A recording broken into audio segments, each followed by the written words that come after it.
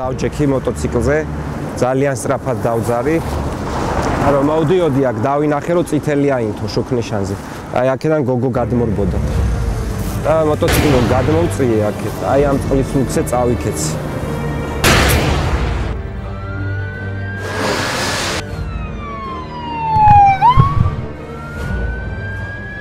ავტოკატასტროფების შედეგად დაშავებულთა და დაღუპულთა ხსოვნის საერთაშორისო დღესთან დაკავშირებით არასამთავრობო ორგანიზაცია საქართველოს ალიანსი უსაფრთხო გზებისთვის წარმოგიდგენთ დოკუმენტურ სიუჟეტს ქვეითებზე. საკუთარი ავარიის კადრები დაზარალებულმა მოტოციკლისტმა მოგვაწოდა. ნიკა ერთ-ერთი იმ მათგანია, ვინც წლების წინ ავარიას გადაურჩა, თუმცა შინაგანი ორგანოების დიდი ნაწილი დაუზიანდა და გამოჯამრთელებამდე არაერთი მძიმე ოპერაცია დასჭირდა. მოტოციკლისტი იმ დღეს იხსენებს, როდესაც მას ქვეითმა გზაზე მოულოდნელად გადაურბინა, ის გადაჭარბებული სიჩქარით მოძრაობდა, რის გამოც მანევრირება ვერ მოასწრო. წაქცეულზე შევარდი უკნიდან და შევედი კაბინამდე მთლიანად რა. მოტოციკლეტი გაცურდა, წავიდა ქვევით 50 მეტრი ისრიალა მოტოციკლმა შემდეგ რა. თირკმელი მქონდა მოგლეჯილი მთლიანად, ელენთა გამისკდა, რის შედეგადაც დაუღვარე 2 ლიტრზე მეტი სისხლი.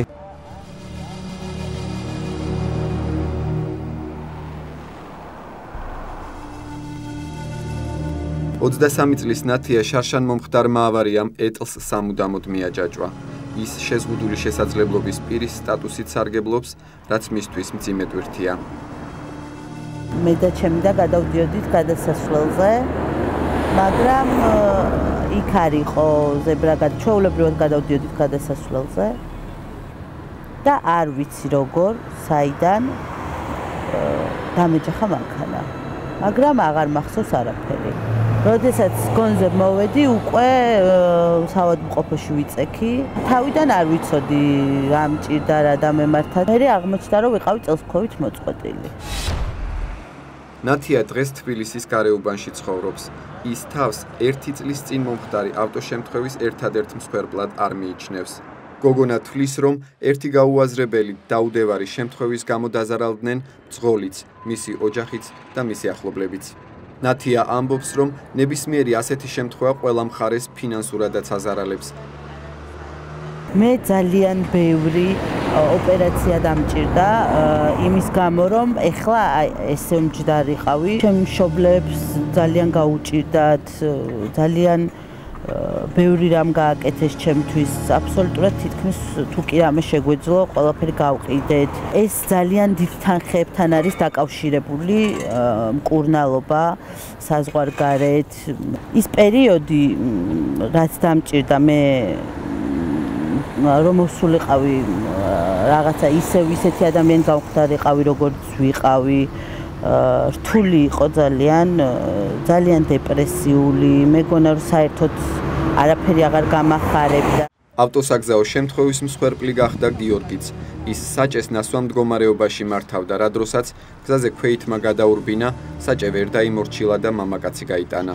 მართალია გიორგიმ სასჯელი მოიხადა და საკუთარ უპასუხისმგებლობასაც აცნობიერებს, თუმცა ამბობს, რომ ტრავმა, რომელიც ადამიანის გარდაცვალების გამო მიიღო, არასდროს გაქრება. მამაკაცი მალევე გარდაიცვალა. ჩვენ ცოტა ხანი გავატარეთ სამართყოფოში, ჩვენი შარყევებით და მცირე დაზიანებებით და მე გამოგვიშვეს და უკვე მე მოხდა სასამართლოს და ყველაფერიც. გამოვედი, იმის მერე საჭესთან ჯდომა მიჭირს, სუშიშის ფეშავარ. ერთ-ერთი ქვეითი, რომელსაც გზის არასწორად გადაკვეთის გამო მანქანა დაეჯახა, საკუთარ ბრალეულობაზე საუბრობს და ქვეითებს რჩევასაც აძლევს. ზუსტად მოპირდაპირე მხრიდან კვეთავდი ქუჩას.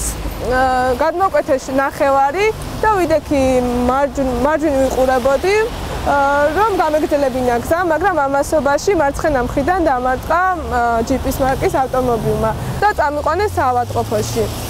საავადმყოფოში 7 საათის განმავლობაში მიკეთებდნენ სერიოზულ ოპერაციას, იმიტომ რომ მთელი ნახევარი ყმა მქონდა ჩამსხვეული და სერიოზული, შემდეგ დამჭირდა დაახლოებით 2 თვე, რომ მდგომარეობიდან გამოსულიყავი. რაღაც პერიოდის განმავლობაში ვერაცნობიერებდა, მე რო დრო გადის, რაც უფრო დრო გადის, მე უფრო ხვდები, რომ სერიოზული შეცდომა შეიძლება დაუშვას და ეს ყველაფერი ხდება მომენტებში.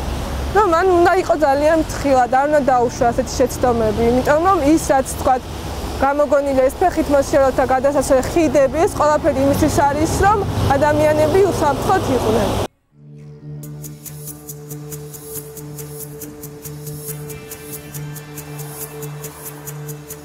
საკმარისია დედაქალაქში საგზაო მოძრაობას სულ ცოტა ხანი მიადევნო თვალი და ასეთი უამრავი შემთხვევის მომსწრე გავხდებით.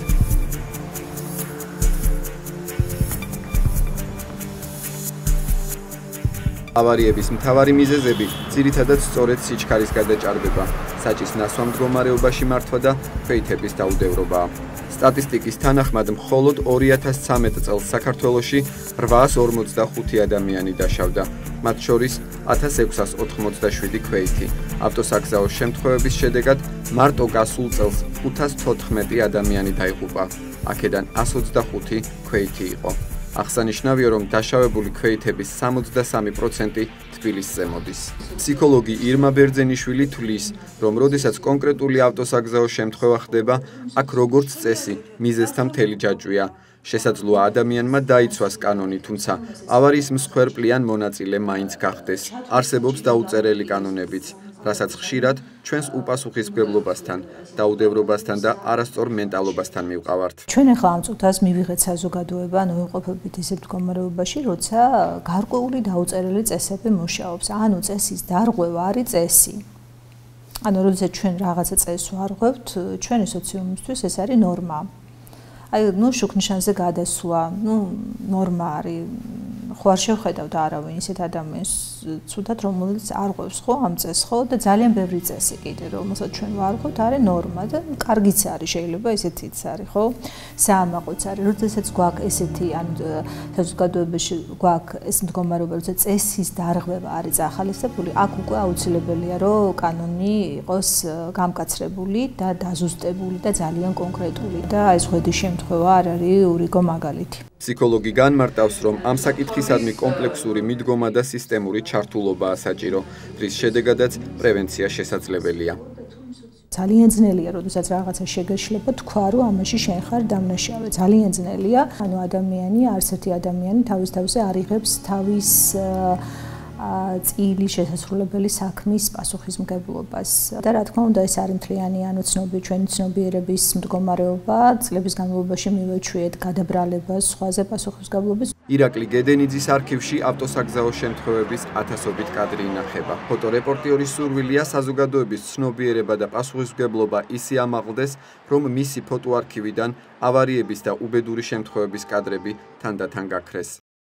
ავარიებზე ნამუშევარი მაქვს კრიმინალურ შემთხვევებზე დაახლოებით 10-15 წელი და მე ვიცი ის ტრაგედია, რომელიც ელემენტარულად ძღოლისთვის არის და შემდეგ დაზარალებულისთვის და მისი ოჯახისათვის და თუ ამას არ მიექცა ყურადღება დღეს ხვალ ძალიან ცუდი შედეგების წინაშე და გამოუსწორებელი შედეგების წინაშე დავდგებით. კარგი იქნება მედია საშუალებები თუ ამაზე გამახვილებენ ყურადღებას და არ შემოიფარგლებიან მხოლოდ ერთჯერადი მოვლენების გაშუქებით და დაინტერესდებიან თუნდაც სტატისტიკით და შედეგებით, საიდან და რატომ მოხდა კონკრეტული შემთხვევა.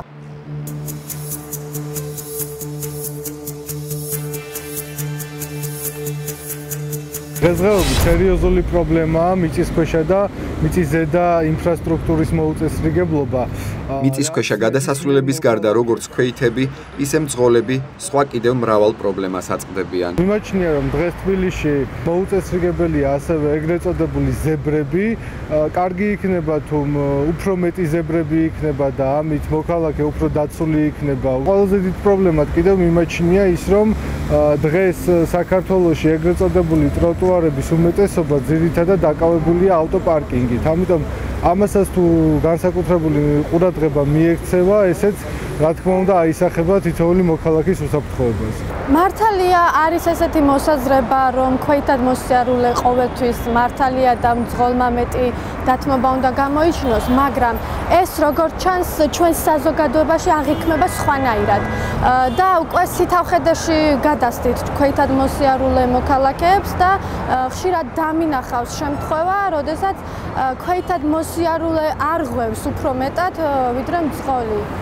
თუმცა საბოლოო ჯამში სამწუხაროდ მძღოლის პასუხისმგებლობის საკითხი უფრო დგება ხოლმე. მედიის წარმომადგენლები დღეს ერთხმად აღიარებენ, რომ ავტოსაგზაო შემთხვევის პრევენციის კუთხით მათი როლი დღეს ძალიან მწირი, დამოკიდებულება კი ზედაპირული. თუმცა როგორც ამბობენ, არასოდეს არ არის გვიანი პასუხისმგებლობით მოეკიდო პრობლემას, ჩაერთო მისი მოგვარების ძალიან მნიშვნელოვან საქმეში და როგორც სახელმწიფოს, ისე საზოგადოებას დაანახო, რამდენად რთულ რეალობასთან გვაქვს საქმე, რამდენად ბევრია გასაკეთებელი იმისთვის, რომ შემცირდეს ავტოკატასტროფებში დაღუპულთა და დაშავებულთა რიცხვი.